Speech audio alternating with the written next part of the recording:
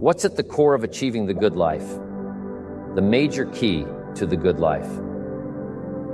The major key is not in learning how to set goals.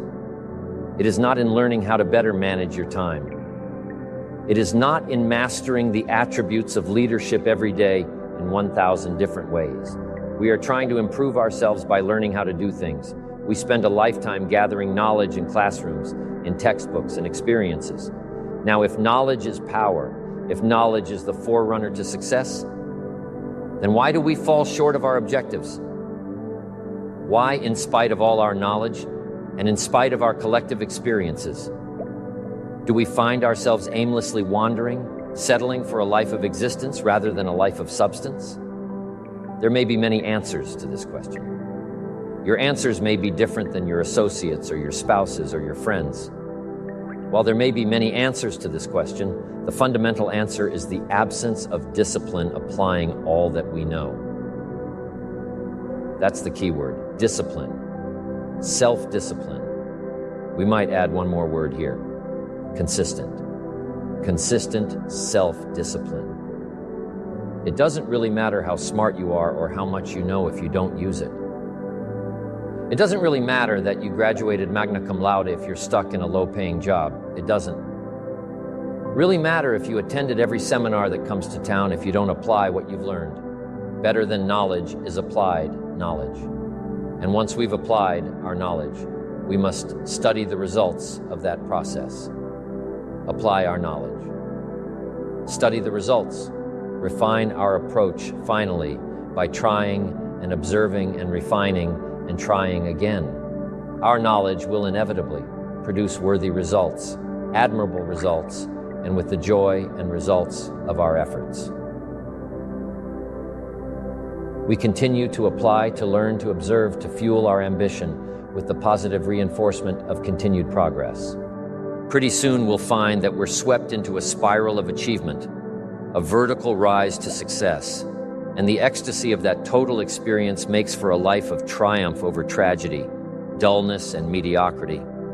But for this whole process to work for us, we must first master the art of discipline, self-discipline, consistent self-discipline. It takes consistent self-discipline to master the art of setting goals, to master the art of time management, to master the art of leadership, to master the art of parenting and relationships if we don't make consistent self-discipline. Part of our daily lives, the results we seek will be sporadic and elusive. It takes a consistent effort to truly manage our valuable time, or we'll be consistently frustrated.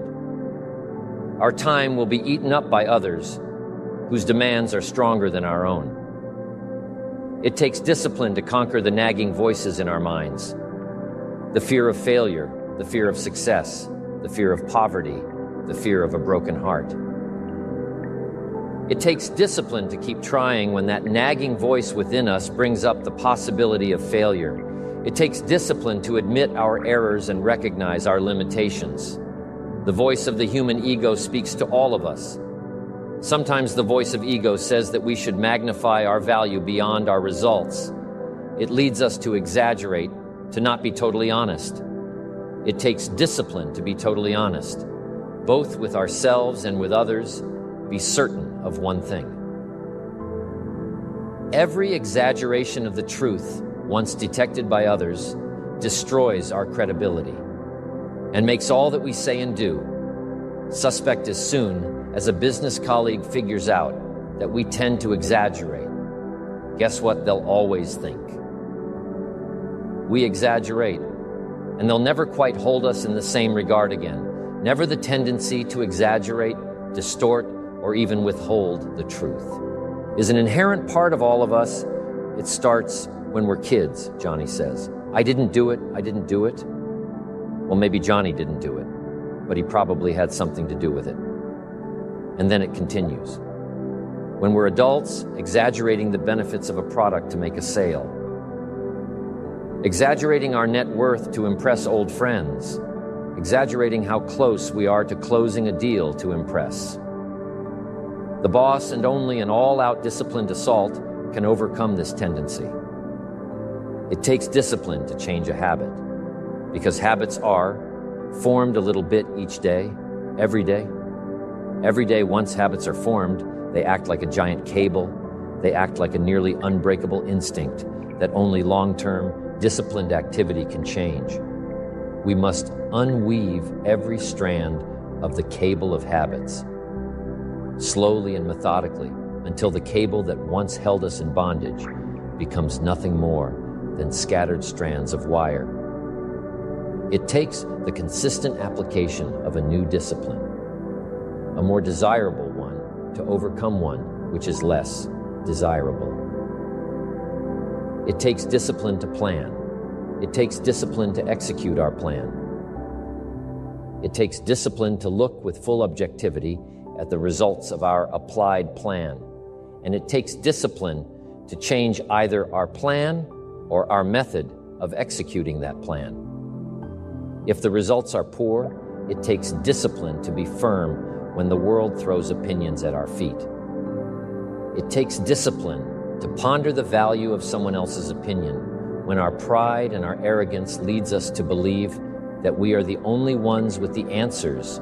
With this consistent discipline applied to every area of our lives, we can discover untold miracles and uncover unique possibilities and opportunities. Now, if discipline is the key word, and if discipline is the key action, then what exactly is discipline? One good answer might be the discipline is a constant human awareness of the need for action and a conscious act by us. To implement that action, discipline is an awareness of the constant need for action and a conscious act to implement that action.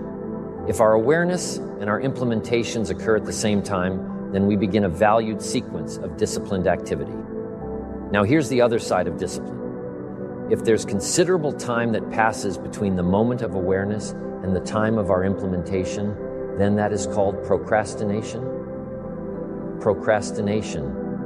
Doing it tomorrow instead of today. Procrastination is almost exact opposite of discipline. The voice within us says, get it done. Discipline then says, do it now. Do it to the best of your ability today, tomorrow, and always until finally the worthy deed becomes instinctive. Procrastination says later tomorrow, whenever I get a chance.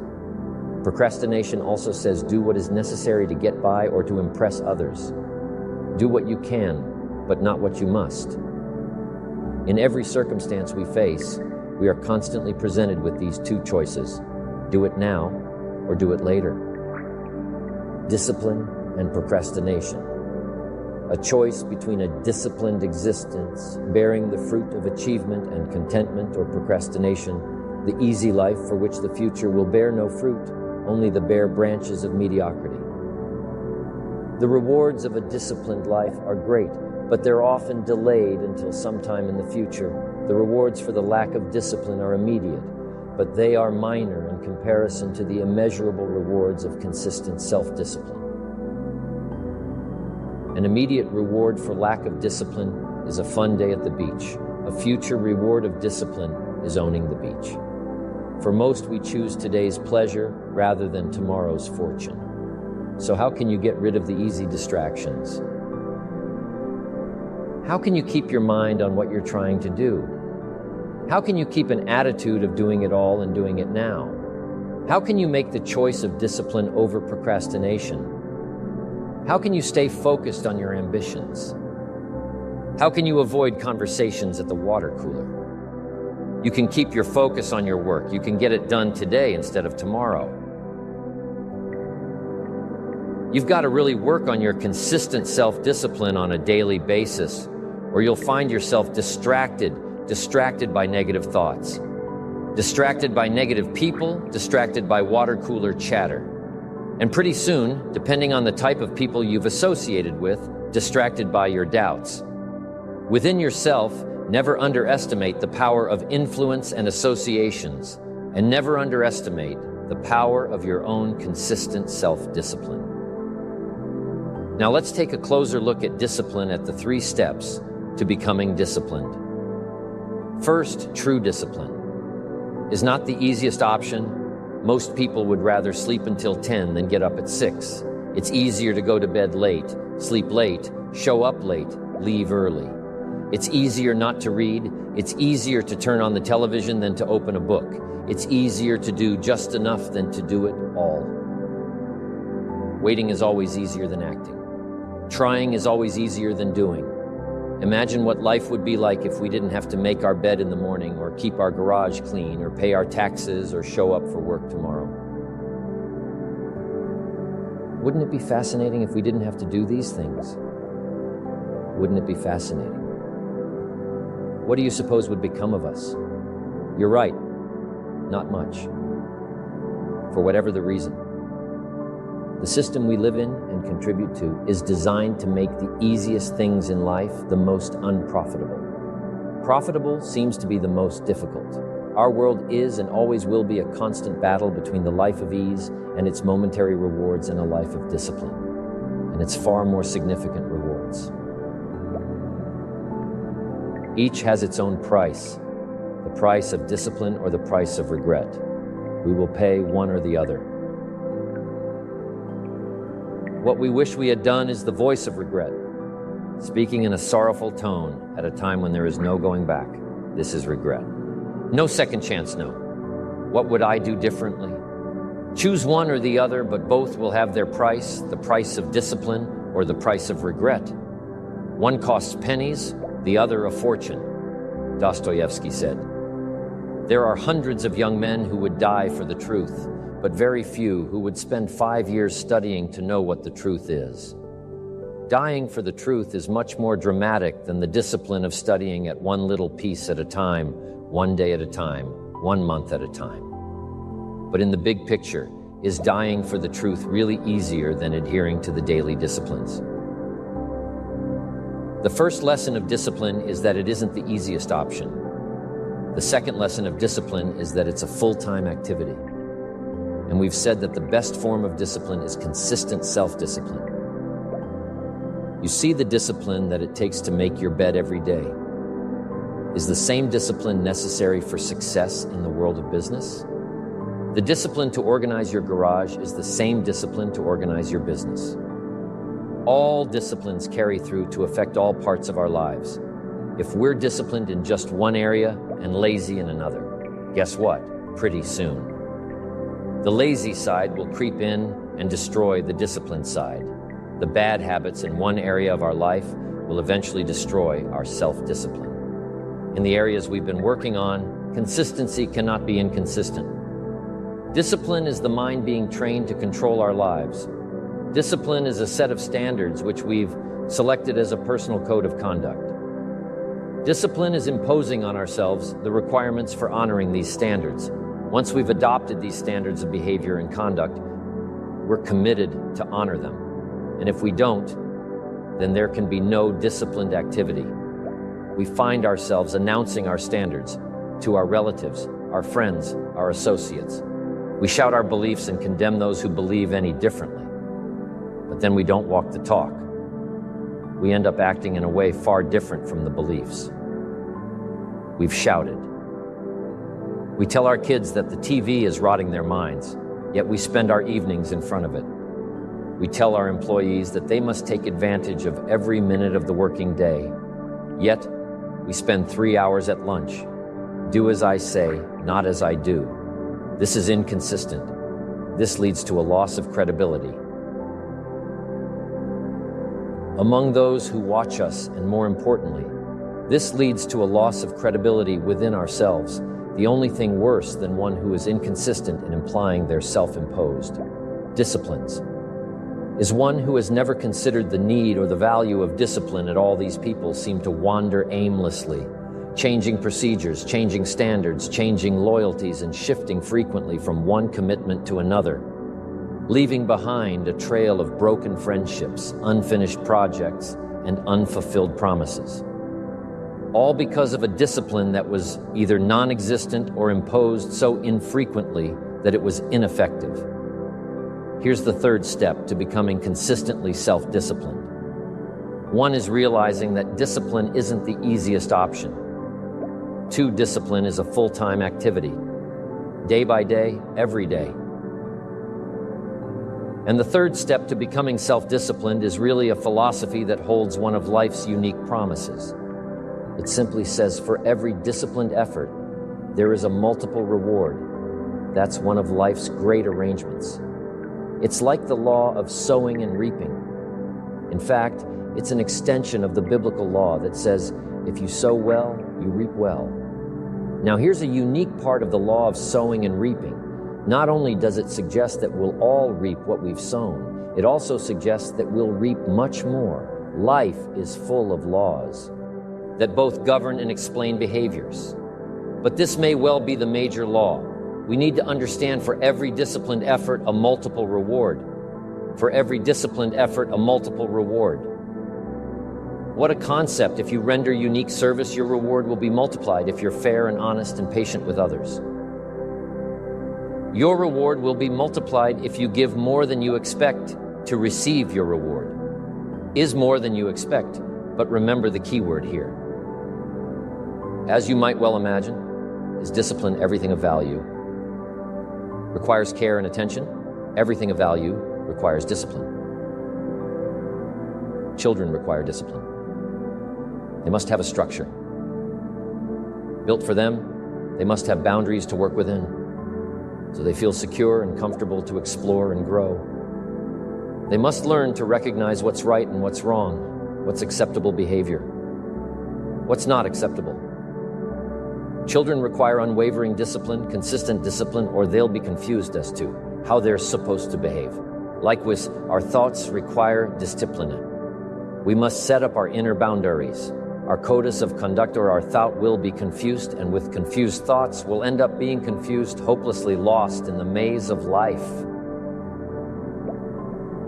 And confused thoughts produce confused results. Look around you at this very moment in time. What might you be doing that needs attention? Perhaps you're listening to this program as you drive along in traffic, blowing your horn at someone ahead of you who isn't driving at the speed you'd like to. Perhaps you're listening alone because you've had a disagreement with someone you love or someone who loves you, and your anger won't allow you to speak to that person. Wouldn't this be an ideal time to examine your need for a new discipline, perhaps? You're on the brink of giving up or starting over or starting out, and the only missing ingredient to your incredible success story in the future is a new and self-imposed discipline that will make you stay longer and try harder and work more intensely than you ever thought you possibly could. The most valuable form of discipline is the one that you impose on yourself. Don't wait for things to deteriorate so drastically that someone else must impose discipline into your life. Wouldn't that be tragic? How could you possibly explain the fact that someone else thought more of you than you? Thought of yourself that they forced you to get up early and get out into the marketplace when you would have been content to let success go to someone else who cared more about themselves. Your life, my life, the life of each one of us is going to serve as either a warning or an example. A warning of the consequences of neglect, self-pity, lack of direction and ambition, or an example of talent put to use, of discipline, self-imposed, and of objectives clearly perceived and intensely pursued.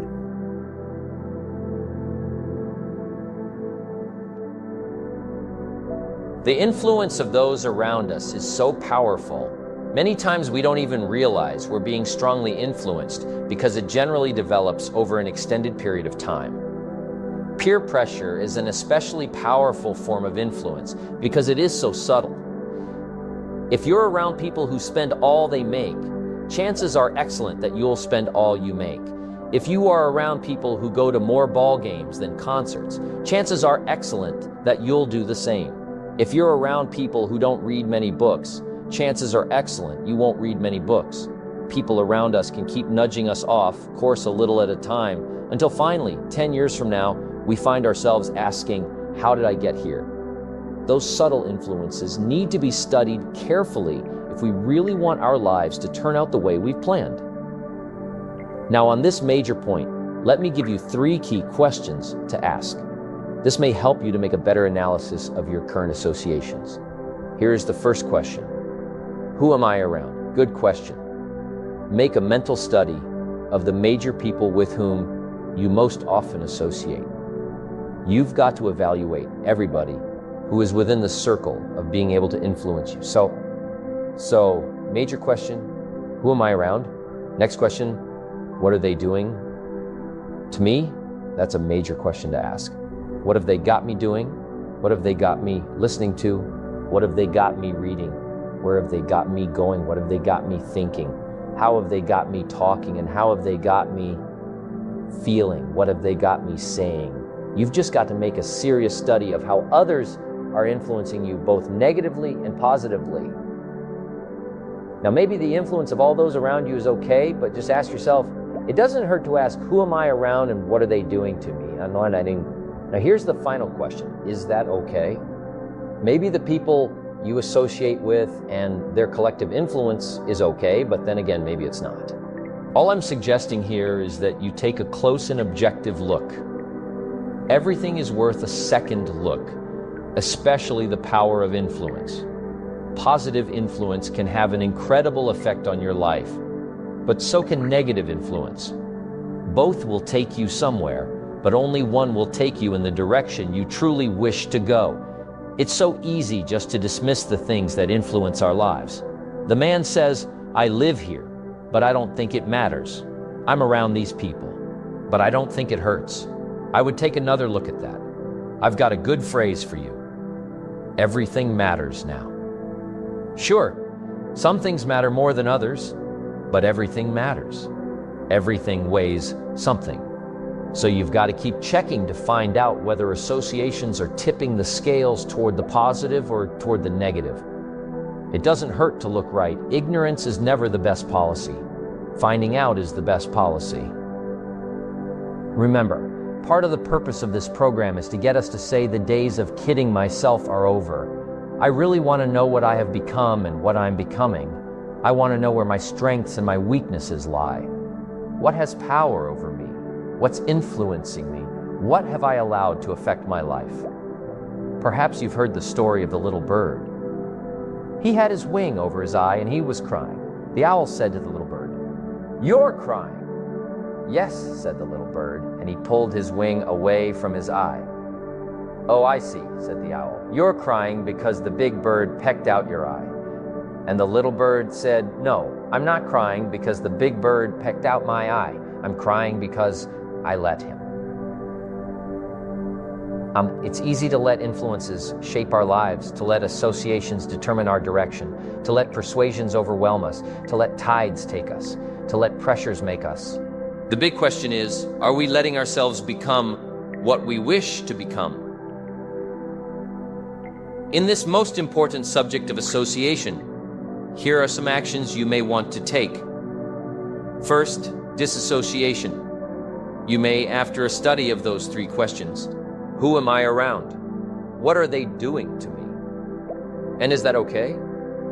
You may come to the serious conclusion that there are some people you just have to break away from. I'm not saying that it's an easy step to take and it's not to be taken lightly. However, I am saying it may be an essential task. You may just have to make that hard choice not to let certain negative influences affect you anymore. Remember, it could be a choice that saves the quality of your life. The second action you may want to take is limited association. It could well be that you are spending too much time in a certain area of your life with a certain group of people. It's easy to put time and effort in the wrong place. The guy spends 3 hours at the ball game and 30 minutes listening to the sermon. See, that's called out of balance. 30 minutes for spirituality, 3 hours for entertainment. That doesn't weigh well 5 years from now. 10 years from now, when you take a look at the sum total of your values in your life, here's one of the easy ways to end up with a mediocre average life. Spending major time on minor things. Sophisticated people learn to weigh everything before they spend time or money. You've got to weigh before you pay. Whether you're going to spend heavy time or light time, you've just got to weigh. Otherwise, if you're not careful, you can get trapped into spending heavyweight time with lightweight people. Now, it's okay to have casual friends as long as you give them casual time, not serious time. Spend major time with major influence and minor time with minor influence. It's so easy to do just the opposite. But don't let it be said that you fell into that trap. So maybe all you need to do to change some of the influences in your life is not to eliminate them, but merely limit them. Say, I have a good time with these people, but I'm not going to spend days and days with them anymore. I'm just going to cut that down and save some of that time for more major people and more major enterprises. Remember, it's your life. You can spend your time with whomever you want and whenever you want. But you didn't invest in this program for me to kid you. Take a look at your priorities and your values. We have so little time at our disposal. Wouldn't it make sense to invest it wisely? If you have only $100 in your pocket, it's okay to spend $20 for fun and put $80 toward your important values and commitments. But would you be happy reversing those percentages? Better to put the majority of your money where you know it will get you a positive return, rather than put it where the taste is brief and the results are poor. Of course, you must be the judge. You must determine whether the situation and the people call for disassociation or limited association. But remember, if it isn't taking you where you want to be 5 years from now, 10 years from now, now is the time to fix it. The third process is the one I most strongly suggest you begin, and that is called expanded association. That is spending more time with the right people, people of substance and culture, people who understand philosophy and discipline, people of accomplishment and character. Many years ago, Mr. Shoaff said to me, "Mr. Rohn, if you truly wish to be successful, you've got to get around the right people." Then, he said, it looks like in your present circumstances, you're going to have to plot and scheme. And that was true. I had to plot and scheme to get around the right people. On some of those early opportunities, I had to be around successful people. I would park my car a couple of blocks away. I knew that if they saw my car, I'd never get in on more than one occasion. I got the question, "How did you get here?" To which I would respond, "Oh, someone dropped me off, and that was me dropping me off a couple of blocks away. Whatever you have to do, do it." Keep asking the question, who can I get around? Who could I spend some time with? Who would have a positive influence on my life? I played every trick in the book I could think of to get around the right people, but it was worth it. Now here's the surprise. It is possible for a modest investment to get around major people. If you had a chance to sit down for an hour or two with a wealthy person and all that you had to do was to pick up the lunch tab, wouldn't that be a bargain? That person might drop an idea on you that could change your life for a lunch tab. And that's where we need to go to get our success plan from successful people. Don't pick up your plan, especially your financial plan, from unsuccessful people. Here is something else exciting. It's possible for people of modest means to start a wealth plan. You don't have to be wealthy to have a wealth plan. You don't even have to be healthy to start a health plan. All you have to be is smart. Smart enough to say, hey, I've got the wrong plan and I'm going to get around someone who has a better plan and make it my plan. So find some successful people to help you. Fill out your success plan. Find somebody healthy to get your better health plan going. Find somebody living a unique lifestyle to develop your lifestyle plan. This is called association on purpose. Getting around the right people by expanding your circle of influence. I have a really unique friend. I'm always trying to find more ways to spend more time with him. He's the big game hunter, millionaire businessman, traveler, and in my opinion, one of the world's great philosophers. He has two special gifts among many that make it worth all the time I can possibly spend with him. And those gifts are, one, the ability to absorb, the ability to soak up a day and all of its events. His memory is uncanny. I swear he remembers in detail almost every day of his life and every book he's read. I think it is more exciting for him to go to Spain and come back and tell you about it than it is to go yourself. And the reason is, when he's there, he doesn't miss anything. He picks up the sounds and the colors, the experiences and the happenings. He absorbs like a sponge, the sights, the people, the whole scene. Then he has the second unique gift, the gift of expression. He can put all he saw and touched and felt into words. Exciting words. When he talks, you can feel the water lapping on your feet. You can see the colors. You can smell the aroma of the flowers and the food. What great gifts to absorb and to express. If I spend a day with him, I get my time's worth. He can put a year into a day's conversation. It leaves you spellbound. He can read a book and with flawless detail give you a capsule version, and more often than not, make it more exciting than if you read the book yourself. From Shakespeare to the Beatles, from Africa to Beverly Hills, he's got it, recorded it, and can express it with spirit and precision. You can imagine what a valuable association this is for me. One way to associate with people of influence is through their writings, books, cassette tapes, whatever you can pick up. Maybe you can't meet the person, but you can read his books or listen to his cassettes. Churchill's gone, but he's left some books. Aristotle's gone, but we still have his ideas. Search the catalog for cassettes in libraries for books. Search the magazines, search the documentaries. They are full of chances for association and intellectual feasting. But in addition to reading and listening, we also need a chance to do some talking and sharing.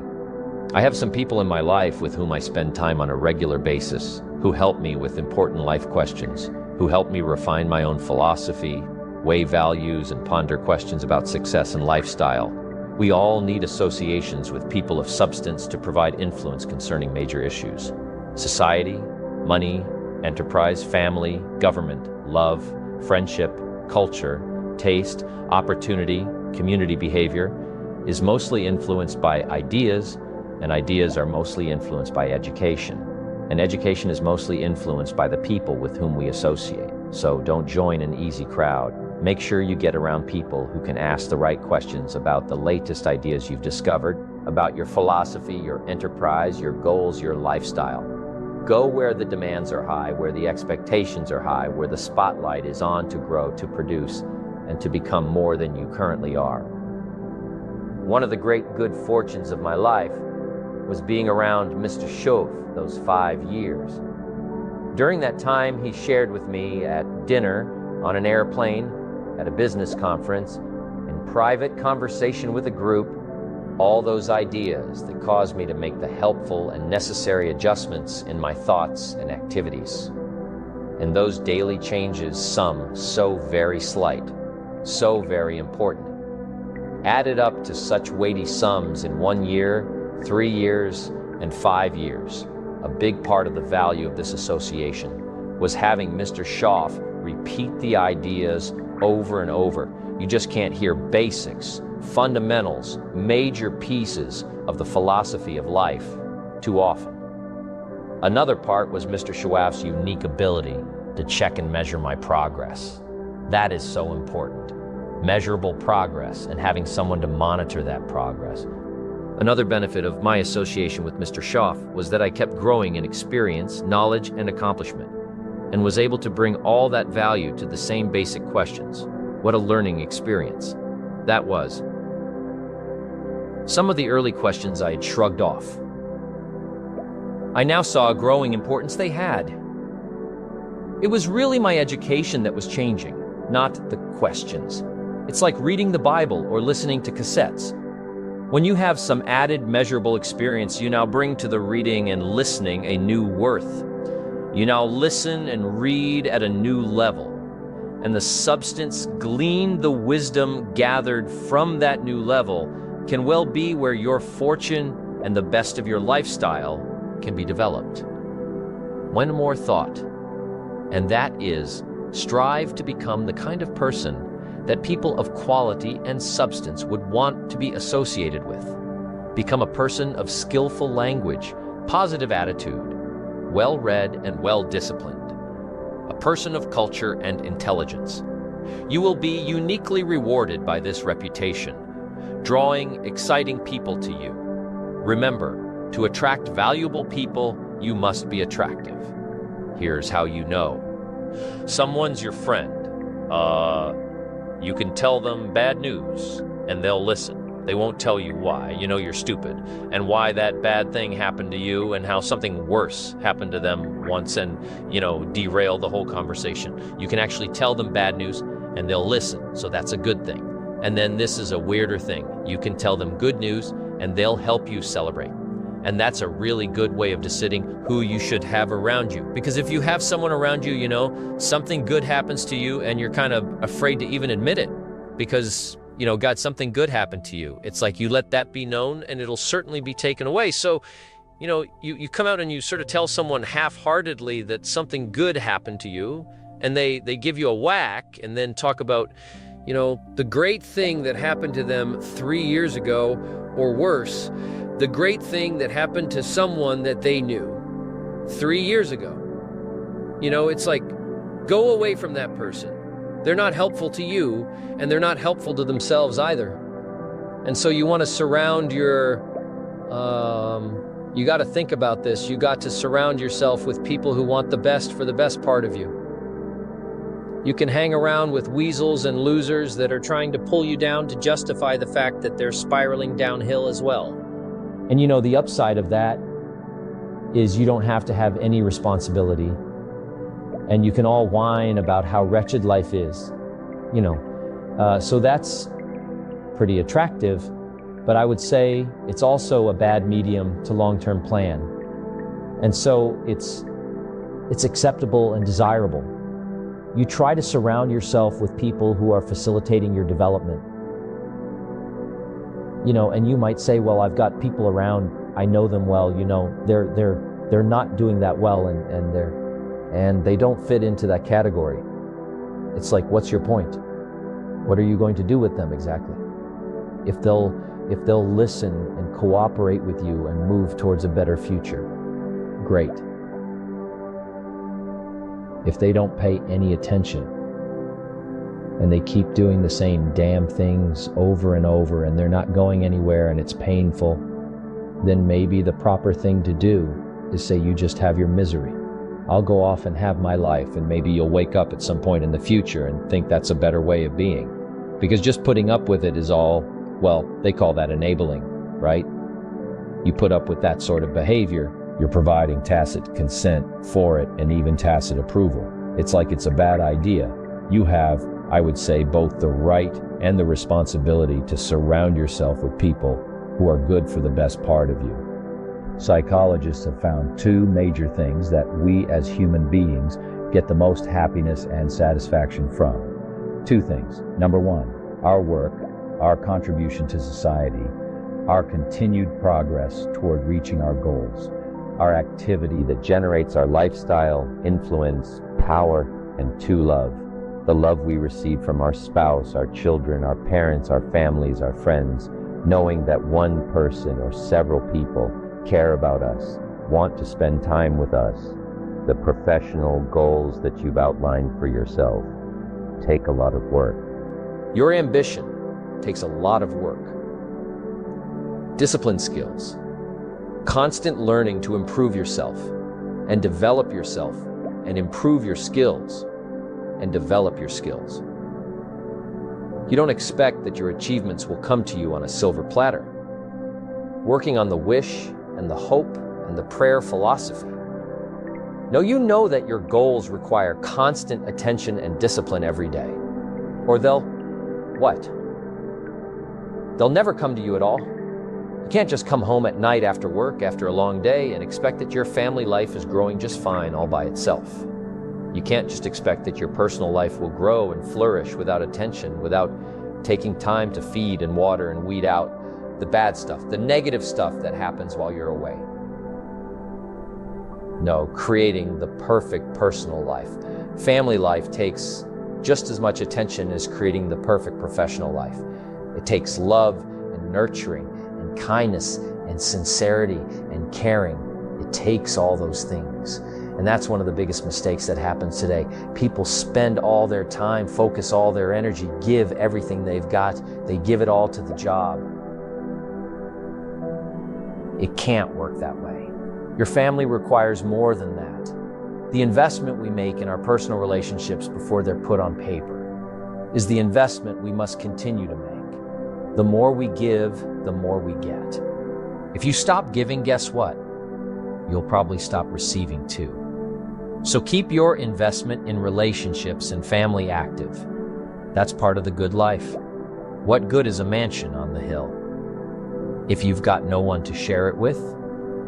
It's no good. What good is an investment portfolio worth millions if you've got no one to share it with? It's no good. What good is working so hard, day after day, month after month, year after year? Working until you accumulate everything you want, and in the meantime, your family left you. It's no good. It all loses its value. Life has to be balanced. Work hard, play hard. Work 6 days, take 1 day off. Work 3 months, take 1 week off. Life has to be balanced or your lifestyle will suffer. Balancing your personal life with your professional life is key to making your ambition work for you. Home life, work life. They must work together, making sure that what you're going for in your career complements your home life, making sure that what goes on at home complements your career. One won't work well if the other doesn't. Lady gets into work early in the morning, is the last one to leave every night. This keeps going on week after week, month after month. Doesn't seem like she gets that much more accomplished than everyone else. Matter of fact, it seems like she's using the office to escape from home. Something's wrong here, better fix it. Chances are that whatever's bothering her at home is affecting her work anyway. A guy's always late for work, always takes off during the middle of the day to go home. There always seems to be some sort of emergency to tend to at home. He takes long breaks, leaves early to go home. He's not getting his work done in record time. He's not getting anything done at all. Chances are he's using the emergencies at home as an excuse to stay away from the job. If something's wrong at work, fix it if you can, or look for your solution elsewhere. If something's wrong at home, fix it. If what's going on at home is the result of neglect, admit it and fix it. Pay greater attention. If you need to go to counseling, go to counseling. Talk with your minister. Talk with a trusted friend. But remember that whatever the problem is at home, it probably didn't happen overnight. So make sure to give it some time in the healing. Be patient now. There's a balance between work time and home time, professional time and personal time. They both have to be working well in order to maximize your ambition and maximize your potential. Problems at home affect work. Problems at work affect home. Even when things are going well in both areas, sometimes special circumstances call for the work time to take away from the home time. And if that's the case, make sure everybody at home knows when to expect the light at the end of the tunnel.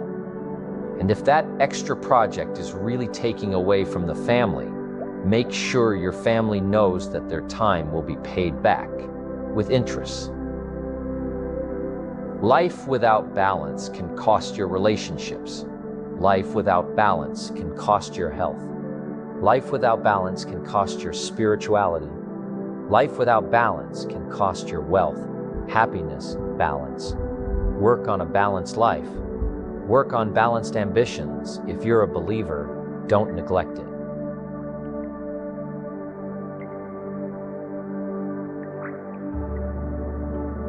Setting goals is a very important part of our life's process. Guess how many people have a constant plan for setting, rearranging, evaluating, and strengthening the purpose of their goals? The answer is very few. In fact, if you will do this, you will become among the few who do that. Become the envy of all who watch in the leadership seminar. We came up with a whole 10-year plan of goal setting. Business goals and personal goals, family goals, economic goals, financial independence. It's a basic fundamental, in fact. If you will work hard on setting goals, put together a plan for setting goals, reevaluate them, rearrange them, constantly talk about them, go over them again and again, I tell you what this process will do. In my personal opinion, it'll put you in what's known as the top 5. And if you want to be successful, if you want your life to really change in major ways, this is one of the fundamentals. A constant plan for setting, rearranging, evaluating, and strengthening the purpose of your goals. Don't set your goals too low. Don't join an easy crowd, you won't grow. Go where the expectations are high. Go where the demands are high. Go where the pressure's on to perform, to grow, to change, to develop, to read, to study, to develop skills. I belong to a small group. We do business around the world. You cannot believe the expectations at that level. What we expect of each other in terms of excellence. Far beyond average so that we can receive from the group. We can contribute to the group something unprecedented. It's called living at the summit. Go where the demands are high. Go where the expectations are strong so that it'll provoke you, push you urgently. Insist that you not remain the same for the next couple of years, the next 5 years that you'll grow and change. So don't set your goals too low. We need to take a look into the future. We've got to have the future well designed. The future is called the promise. And here's what we teach in our leadership series. The promise of the future can be an awesome force for your own future. The promise of the future, designing the future. There's two ways to face the future. One is with apprehension and the other is with anticipation. I promise you, in my travels around the world, most people face the future with apprehension. And here's why: they don't have it well designed. They've sort of left that up to someone else to fix. But here's the best way to face the future with anticipation. And you can. You can face the future with anticipation. Yes, the future is clear, but the future is well designed in setting goals. It's very simple. Number one, decide what you want. You just take a little time. You sit down and say, what do I want? What kind of skills do I want? What kind of income do I want for the future? Where would I like to go? Places I'd like to visit. Habits. I'd like to acquire skills. I'd like to have you just take a little time to think about what you want. Economics, friendships, people you'd like to meet, places you'd like to go. You just take some time, and then I suggest, when you've thought about what you want for the future, make a list. Just jot it all down. It's really a very simple process. You may find that some of your goals you thought at first glance were important are not important after all. Do some reflecting, refining, and revising. The point is, right now, try to have approximately 4 1-year, 3-year, 5-year, and 10-year goals that you truly believe in, that inspire you, that you've sold yourself on. When these goals and the reasons you want to obtain them are each clearly described in a brief paragraph, transfer this information to a journal or some type of notebook that you can carry with you easily and refer to often. It's essential to set aside some time every week to review all of your goals, to rearrange them, redo them, restructure them to add goals, or to tear up the whole list and start over. Goal setting is not something you do just once. It's a continual process. Also, you must constantly check your progress toward your goal. You don't want to fall too far behind on, or worse, lose sight of your important goals now. Just as important as your long-range goals are your short-range goals. Your goals for tomorrow, next week, next month, 6 months from now. These are goals you can accomplish within the next year, the immediate future. We call these goals confidence builders. When you work hard, burn the midnight oil, and accomplish these little things, it builds your confidence to go for your long-range goals. Write down in your notebook or journal all the little things you would like to have or accomplish in the next year. How you set up this list is up to you. You might want to break it down by week or by month. Set it up in whatever way works well for you. Part of the fun of having a list is being able to check off something as obtained or completed. Every week, try to check off at least one thing on your list of short-term goals. And when you're able to check off something major, something on your list of long-range goals, celebrate. Make winning joyful. Congratulate yourself. It is very important to celebrate progress. We grow from 2 experiences. One is the joy of winning and the other is the pain of losing. Here's what that also means. Make losing painful. Put it on yourself. If you set something up, fool around, didn't pull it off, put it on yourself and get around people who will help in this area. Hey, don't join an easy crowd. Oh, where the expectations are high, where the pressure to perform is high. It's how we grow. What I'm saying is we all need a consistent plan for the gathering of knowledge, a consistent plan for going to the library, a consistent plan for attending the lectures, attending the seminars. Most people get ideas just spasmodically, or when someone happens to come by, or they just happen to hear someone, or they happen to read a book that might have some ideas that could help to benefit their life. When you listen to a sermon, Make sure you've got your journal to take notes wherever you go. Gather knowledge, but gather it on purpose. Do it constantly, do it daily, and do it consistently. We need a consistent plan for reading books. Most people just read books haphazardly, spasmodically. Or most people just don't read at all. Or they don't have a good plan for reading the right books. Sure enough, the man reads the comics instead of the classics, and he misses all the things that could really benefit his life because he doesn't have a plan. Here's a good thought to consider. Rarely does a good idea interrupt you. Good ideas must be pursued. You must go where they are. You must seek them out. And there's an important Bible phrase that says, if you seek, if you search, you will find. Sure enough, a consistent plan for gathering knowledge, reading the books, attending the lectures, putting together ideas, and having a place to capture them. Like a journal where you can repeat them and go over them. That's a fundamental that, if you'll follow it, will put you in the top 5. Guess how many people have a consistent plan for the gathering of knowledge? Answer, very few. And what you want to be is one of the very few. You need a plan, a detailed plan for the use of your work time. We call it a game plan. Most people try to design tomorrow and next week and next month in their head. They try to just decide what they're going to do.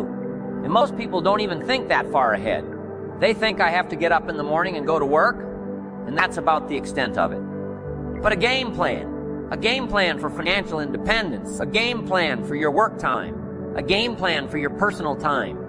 The family needs a game plan so that you won't miss some of the important things that are helpful to your life and to your success.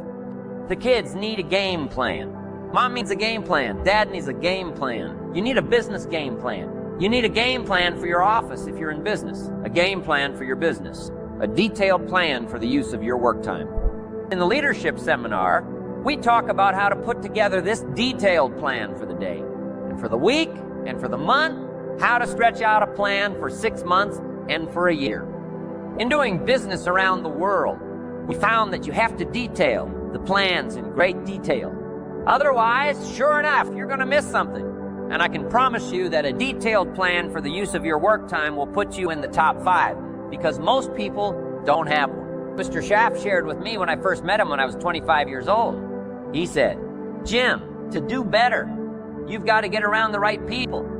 If you have a constant association of people who can better your life and better your lifestyle, you can't believe the progress that you can make. An association of people of common interest in progress, success, ideas, and philosophy. I have a good phrase for you. Never mistake the power of influence. The man says, well, I live here, but it doesn't really bother me. See, that's not true, he says. I'm around these people, but they really don't bother me. See, that's not true. Whoever you're around, whoever you're with is exerting some kind of influence on your life and what you must do. And this would be the good year to do it. The first year you've heard about it is make plans to get around the right people. People who talk positive ideas. People who talk philosophy. The refinement of philosophy.